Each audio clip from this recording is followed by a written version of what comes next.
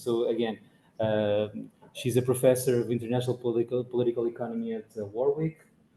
She has written extensively across multiple topics. She has multiple interests.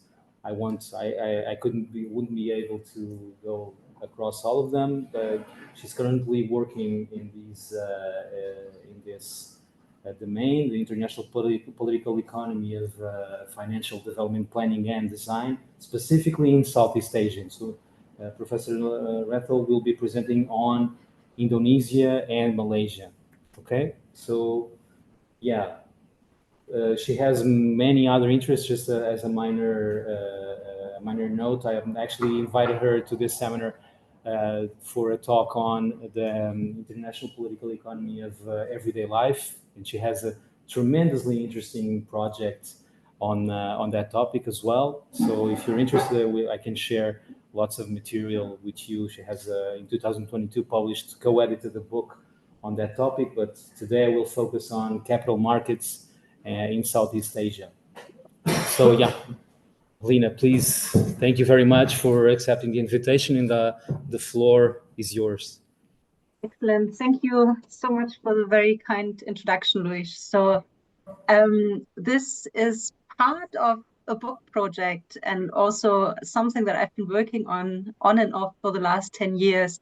I'm sorry if it's a little bit kind of less coherent than it was meant to be.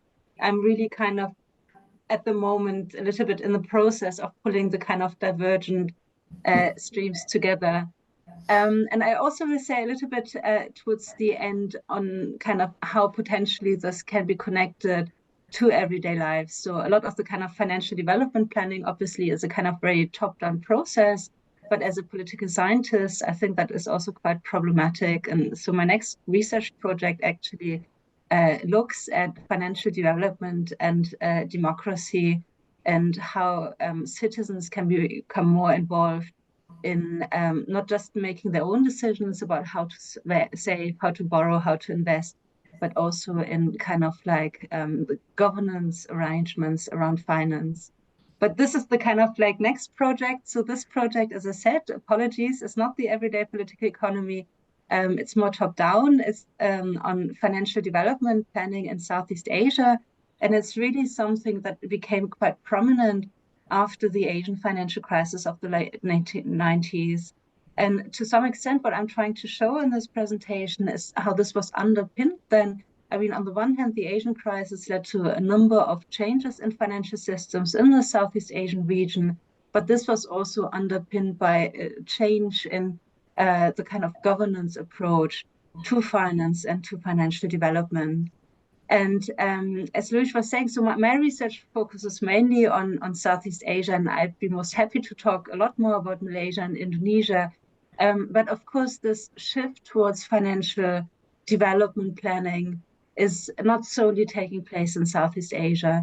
I think more generally, there has been this kind of new impulse for planning. We see it even in the kind of US, I think perhaps a bit more openness to industrial development planning and so on. So there has this kind of like been more wider shift towards planning, of course, also in many countries in the context of the Sustainable Development Goals. However, I also think that this kind of shift towards planning for financial development specifically is quite distinctive. And I think that Southeast Asia, to some extent, was very much ahead of the curve of a kind of much larger number of countries in the global south. So I would be particularly interested to also hear from you a little bit more about kind of similar developments in Africa. So I know that Nigeria, for example, published a national financial inclusion strategy. Kenya has a kind of master plan to develop Islamic financial capital market and so on. So I'm really hoping that there's a lot of exchange after my presentation and to learn from you more about what's happening in Africa. Okay, so what I'm going to do in the following is first I will try to get my presentation to change. Yes, that works. So I'll talk a little bit more about the kind of background and context of financial development planning in Southeast Asia, then kind of like what's been happening in terms of kind of financial development planning becoming much more prominent at the turn of the millennium. I will then go a little bit into the kind of what I see the function of those financial development plans. And yes, of course, they are kind of like texts, they are documents, but I think there's a kind of more important role to them, and that is that they act as governance devices. We know that historically, national development plans had a kind of very important function in coordinating bureaucracies. And so this is something that I will also reflect on in the context of these financial development plans. I will say a little bit about the drafting process, not too much. I mean, the drafting process is shifting over time. It's a bit different from country to country, to some extent also kind of reflection of state capacity, but also in terms of how different bureaucracies go about those processes. I say a little bit more also on the kind of like commonalities. I think there's a certain morphology of those plans that has emerged, but there are also kind of new themes that have become more popular, such as green finance, social finance also in the Malaysian context. And then, and this comes with my hat on as a political scientist, I kind of say a little bit more about what I see as a kind of major democratic deficit that surrounds those plans. There has been a little bit of literature emerging on thinking about planning again more generally, and how the democratic deficit in planning can be addressed. But I think a lot of that literature does not really kind of take the Southeast Asian context seriously. So, and as I said, is also going to be my focus in my next project. So this is pretty much the roadmap for today. I'm sorry, I'm just coming out of cold, so sorry if I do lots of coughing. And perhaps, I mean, so I've included lots of pictures in my presentation as well, and they're not just pictures. I think they kind of, to some extent, the very first picture, the background was the kind of Sudirman business district in Jakarta, and it kind of, I think, is a kind of very good visual representation how finance, so the stock exchange building and so on, has become much more prominent in Southeast Asian economic affairs. And so on the current slide, what you see is the Sanakijang. So that is the new financial knowledge hub that was actually built by the Malaysian Central Bank. It hosts the Malaysian Money Museum, but also kind of like auditorium where you have various lectures on finance, development, the kind of, there's some financial regulators based in that building. But very interestingly, also the Malaysia hub of the World Bank. And I think it shows some of those kind of entanglements that are on the way when it comes to kind of like knowledge production on and around finance, and also, of course, involved in those development plans.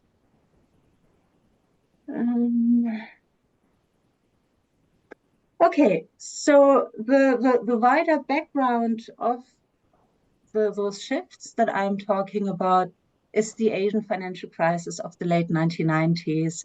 Nowadays, I try to avoid referring it to the Asian financial crisis because, I mean, obviously, if it's a crisis in Asia, it's an Asian crisis. If it's a crisis in North America and Northern Europe, it's a kind of global financial crisis. So the crisis of the late 1990s, I think, created a lot of debate. It was, in particular, in my discipline, international political economy, it was really quite a formative experience for many scholars, but so was it a very formative experience also for many financial policymakers in Southeast Asia. After a decade of financial exuberance, rapidly expanding financial markets and so on, we had the reversal of financial flows and a really very significant financial crisis in the region. And so the kind of like primary issues in that crisis was the so-called double mismatch of, on the one hand, short-term and also kind of dollar-denominated borrowing for long-term local currency investments. And so what we then had in Southeast Asia is we had kind of significant exchange rate problems and devaluations, but also a spike in non-performing loans. And so after the crisis, there was then a lot of debate around how to kind of develop a spare tire, how to diversify the financial system to make financial systems in Southeast Asia more resilient to future financial shocks. Also how to kind of consolidate the banking system. So the Asian crisis really was a significant impulse for a number of financial reforms in several Southeast Asian countries. However, I think the Asian financial crisis, as harsh as it was on Southeast Asian countries, I think it also kind of generated a more reflective process in addition to the immediate crisis response. And that was to kind of think more about and take more seriously the uncertainties that are generated and exacerbated by financial globalization. And those are uncertainties of both kind of domestic and international making. They're not just economic uncertainties, they're also very much policy uncertainties. So economic uncertainties, and that is something we saw during the crisis, is it is sometimes quite difficult in a rapidly changing global economy to determine the viability of business and industries, and especially so in the context of having kind of quite close political business ties, or the so-called crony capitalism in Southeast Asia.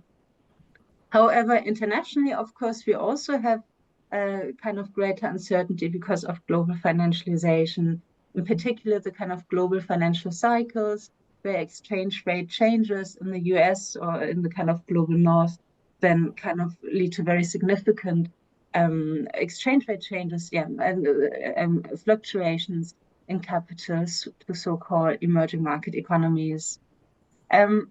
However, as I said, it's not just economic uncertainty, it's also policy uncertainty. And at the domestic level, this is not knowing when or how governments intervene. So during the Asian financial crisis, for example, not knowing who gets bailed out and who is going under. A lot of that is, of course, linked to those political business ties as well. But we had a certain kind of elite changes as well in Southeast Asia during the crisis.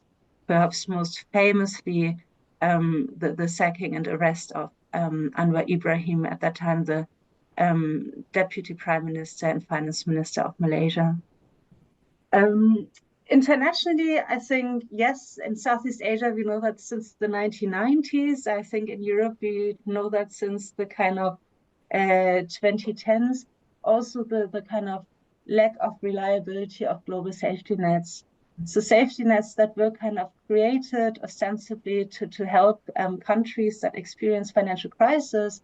But what we saw then in Southeast Asia, that kind of countries were quite grudging in extending help. Obviously, the IMF was very harsh conditionality and so on. And I think for Southeast Asian policymakers, this really kind of created a lot of resentment and brought home the kind of the international safety net as perhaps more reliable for some countries than for other countries, and most likely to be less reliable for countries in the global south. And we saw that, of course, since then, again, in further crises.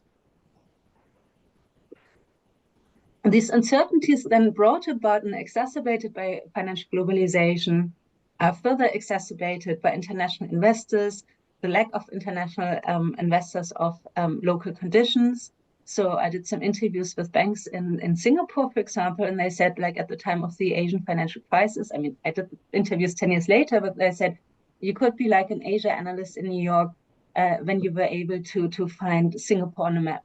So that basically was the main qualification. You need to be able to geographically locate Asia, or at least Singapore, to be an Asia analyst, but you didn't need to have kind of very profound knowledge of local conditions, of those kind of political business ties and so on. So I think lack of local knowledge, and then exacerbated further by herd behavior. To keep a kind of very long story short, it's already gone on way too long. So in response to those kind of like primary diagnoses, the kind of countries in Southeast Asia responded by consolidating banking systems, so kind of merging banks, to strengthen them, and also develop domestic capital markets to kind of be able to attract long-term funding in domestic currency.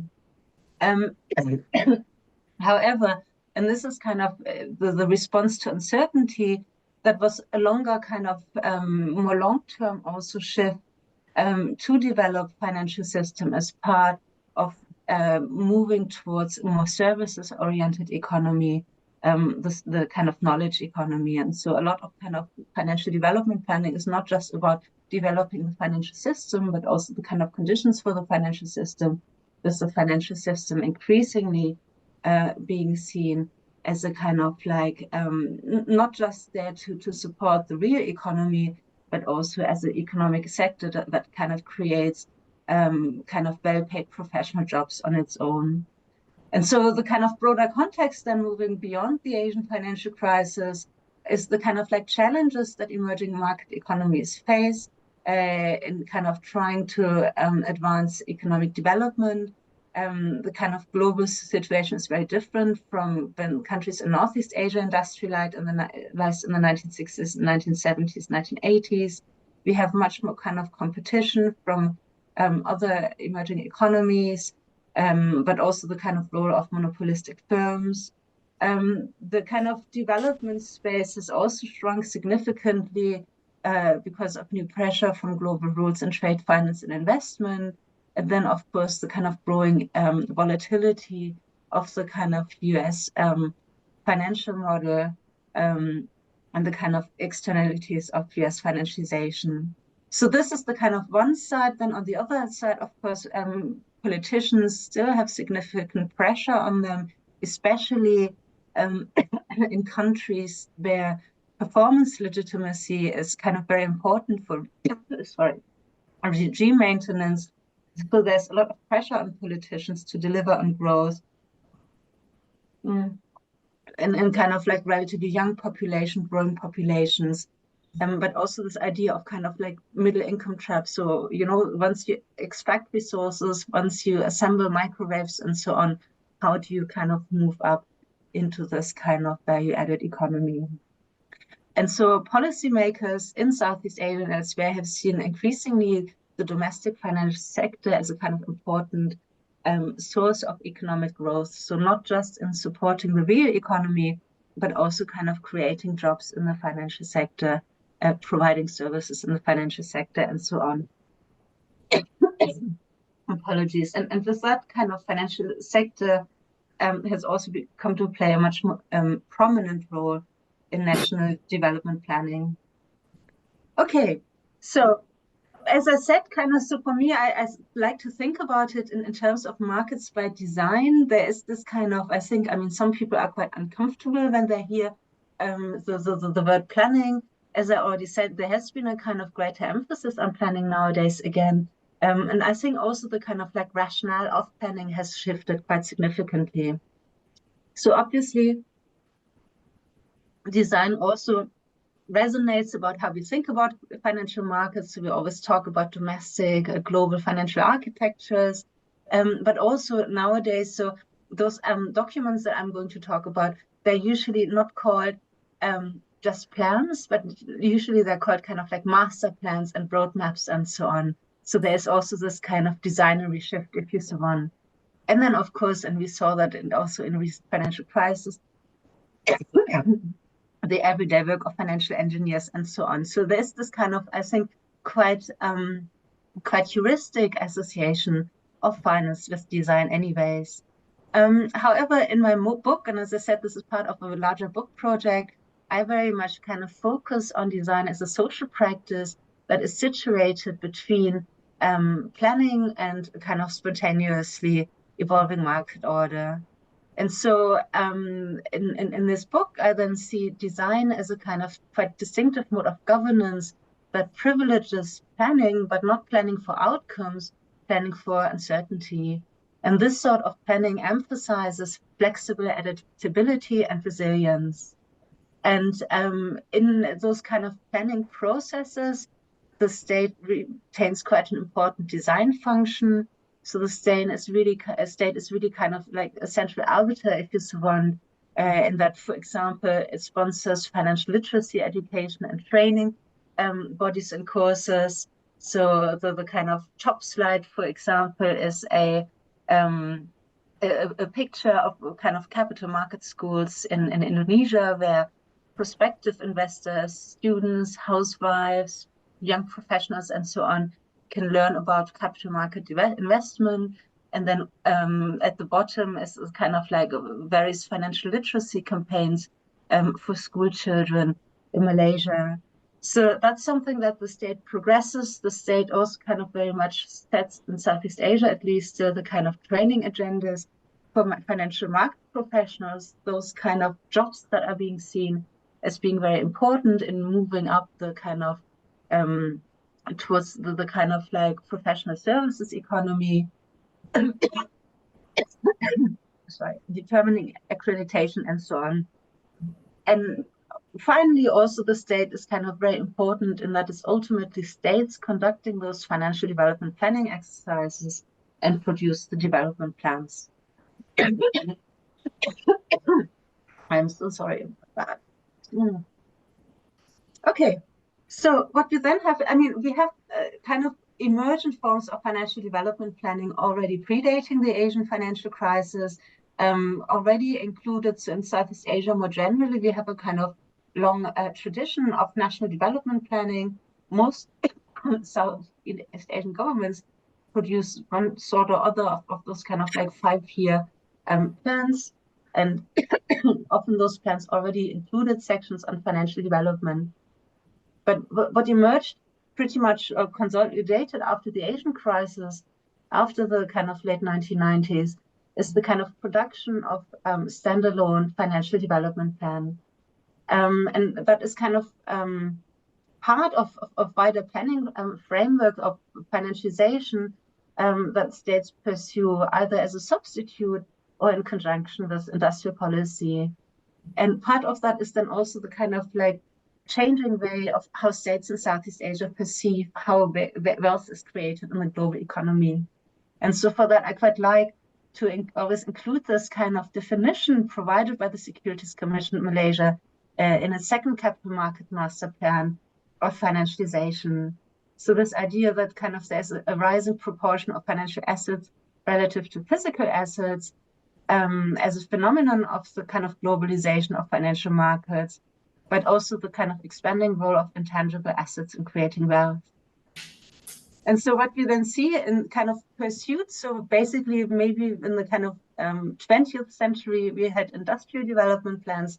In the 21st century, then we have the shift towards financial development plans. And those plans are typically produced by financial regulators, so central banks, securities commissions, and so on. And they reflect the role that the kind of government gives the financial sector in their development strategy. And so obviously financial sector has become much, much more prominent in terms of bringing about national development as a whole. All 10 ASEAN member states have produced various financial development plans or strategies. So the kind of, let's say 11, so Timor-Leste and Laos are the ones that don't really have standalone plans, or the other have kind of standalone plans. And we also have the development of those plans at the regional level. So for example, the ASEAN Capital Markets Forum Action Plan that I listed here. So for me, again, as I said, political scientist, but also kind of interest in sociology and so on. So what are these plans doing kind of politically? On the one hand, they're, let's show you my transformation map as well. So obviously they're kind of coordination devices, and this is kind of like historically the kind of function of planning in Southeast Asia. So kind of historically, the kind of, as I said, Southeast Asian governments are producing those 5-year development plans. And the idea is really that those plans are there to kind of coordinate different units within the government's apparatus. So they're kind of aligning developmental objectives between different government units.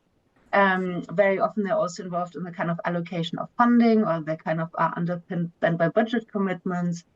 And what we see kind of increasingly is that they act as frames of reference. And of course, this kind of coordination then also kind of is not just for those national development plans, but also when it comes to development plans, so kind of they're situated within this wider planning framework. So usually they would kind of reference those 5-year plans, those 10-year national development plans and say, so kind of to meet the objectives of those plans, we have to develop the financial system as also in these ways. However, and I think this is something that is new, is that kind of increasingly financial development plans also are very important communication devices. And we see that kind of, if you look at those kind of plans, just how they look like, they have become much more accessible than just bureaucratic documents. They kind of nowadays, they're more like high gloss brochures, and they're kind of a way for governments in Southeast Asia to show that they're doing development and to communicate with domestic financial stakeholders about the kind of like policies that are to be expected, the legislative changes to be expected in the plan period, but also to communicate with international investors and, you know, this kind of lack of understanding of local market conditions to make those systems more legible for international investors and analysts. And increasingly also to communicate to the public. So again, this idea of being seen to do development, that is kind of quite important for performance legitimacy in Southeast Asia.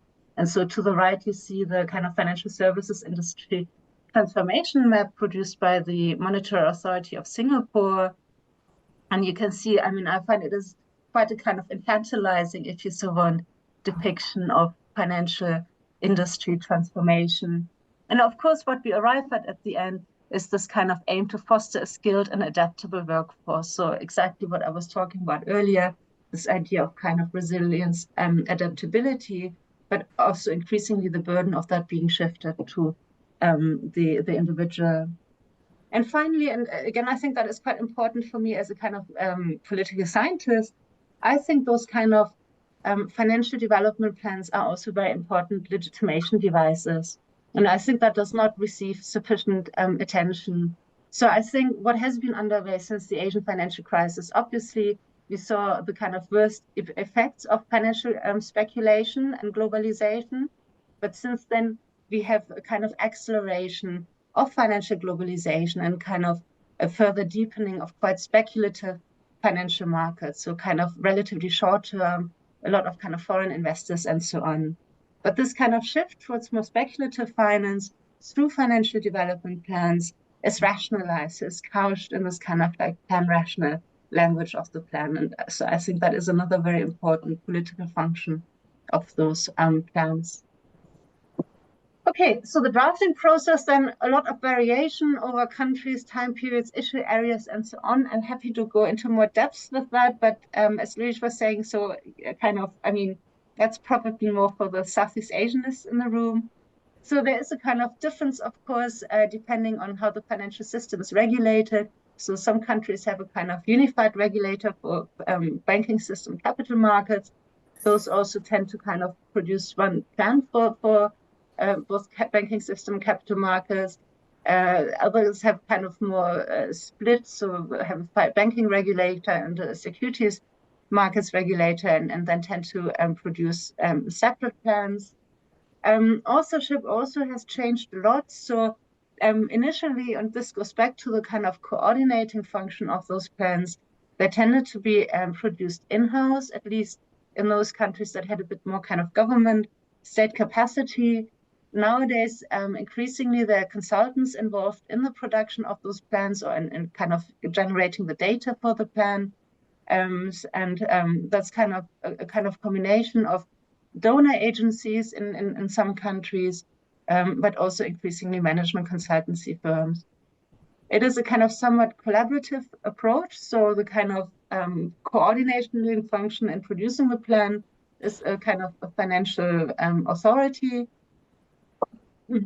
But there's also a lot of kind of consultations, stakeholder discussions, advisory groups, both with other government agencies, but also professional associations, private sector representatives, both of the domestic financial sector, but also from kind of representing foreign firms. And I think what we can see is that, I mean, the kind of consultation process around this plans has kind of expanded quite significantly, but there has also been a kind of shift towards greater private sector involvement. And then in terms of kind of, again, how long does it take to draft those documents? Because this is also part of coordination. So it's not just about producing the plan, I think the process is as important as producing the plan, because the process is really about getting different stakeholders, different government agencies, but also the private sector on board. So it's a relatively kind of longish period, usually kind of 12 to 18 months. And the plans themselves, and obviously it's different from country to country and also from plan to plan, how much engagement there is. But usually kind of plans also cover periods of 3, 5, or 10 years. So before the pandemic, there was a trend to kind of move towards longer plans. Now after the pandemic, for example, Malaysia had kind of 10-year plans, and that most recent plan was 5 years, because they said at the moment we are again in a period of heightened uncertainty, and even though planning is there to reduce uncertainty, they say it's difficult for us to plan for more than 5 years at this moment in time. Then if you look at countries in Southeast Asia who kind of most prominent in kind of making plans, if you so want, then Indonesia, Malaysia, and Thailand definitely at the forefront. And of course, we see a lot of overlap also in terms of the kind of themes addressed in those plans. So kind of usually what's included in those plans is a kind of assessment of the domestic financial system, very often kind of looking at what were the kind of objectives and targets of the previous plans. Have they been met or not? If they haven't been met, why not? This is often where the international dimension comes into play as well. So there's a kind of diagnosis of global economy and the uncertainty generated by the global economy. But there's also kind of benchmarking against regional or even global competitors. So in terms of depth of financial markets, for example, and so on. In terms of kind of, I did a kind of word frequency analysis of those plans, but it's not always so productive because not all of them have been translated into English and so on. But all plans have a kind of emphasis on competitiveness, resilience more after the Asian crisis, and again more recently. There's also a kind of focus on financial system deepening and widening. What is quite interesting as well, so it's not just about changes in the financial system and the regulation of the financial system, it's also, and again, this link to the kind of creating those professional services, economy, jobs, and so on. So it's also about professional development, nurturing capital market talent, and so on. More recently, so since the kind of like early 2000s, I think we have more fragmentation of planning processes as well. So we have more, not just financial sector plans, but within finance, different emphasis. So for example, green and sustainable finance, financial inclusion. More recently also, and this goes back to the kind of like volatility of global financial flows, quite a kind of emphasis on focusing on retail investors and getting more retail investors into the capital market. And I think in particular with this focus on retail investors, it kind of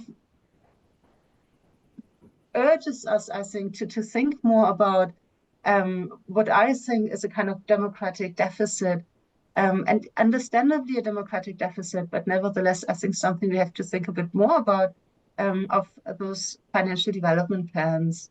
So I think in other areas of planning, we had kind of seen a certain kind of attempts to make them more deliberative, to kind of increase the number of stakeholders, to have more societal engagement, and that has not really taken place when it comes to financial development planning. Yes, there are more people involved in those consultations, but they're all mainly kind of business finance representatives.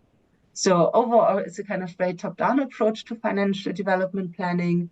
There is some emphasis, as I said, not just on kind of getting retail investors in the market, but also on investor education, or the kind of Indonesian term kind of socialization. But it's a kind of very kind of top-down understanding of the state, basically, or financial institution educating society. And this is despite, I would say, this kind of, as it was phrased in one of the Indonesian plans, as a kind of cultural mission of creating a society that has understanding of an orientation to kind of capital market and make investment and financing decisions. So on the one hand, they want people kind of to be empowered to make decisions about their own kind of finances, but on the other hand, there's a kind of very deliberate exclusion of everyday people from decision and governance processes around finance. And ultimately, I think this then limits the legitimacy of financial change that can be derived from kind of social embeddedness in having, for example, a much wider consultation process, in kind of empowering people to think about finance and its governance. And I think that is especially problematic in the context of widening inequalities of opportunity, and wealth that are brought about by financialization, and that to some extent are supported by the kind of planning and the kind of structural changes to which financial development planning leads. Of course, there have then been alternative attempts to legitimize those kind of shifts. As I already said, on the one hand, planning itself is there to kind of rationalize a kind of shift to more speculative forms of finance.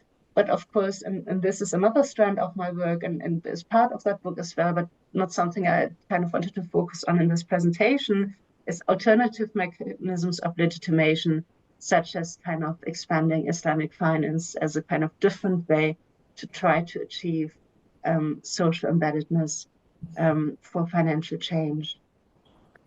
Okay, I think my 40 minutes are pretty much up now. So in conclusion, so there has been a significant rise of financial development planning in Southeast Asia since the Asian financial crisis, or very much kind of consolidated with the Asian crisis. The kind of change or rise in financial development planning has both kind of been shaped by, but also kind of contributed to structural changes in financial systems in the region. There's this emphasis on resilience and flexibility, but also I think very important kind of a way the planning processes to rationalize the shift to financialization and more speculative forms of finance. And then how can the kind of democratic deficit be addressed? This is something I hope to get into more detail in my next research project. Thank you very much.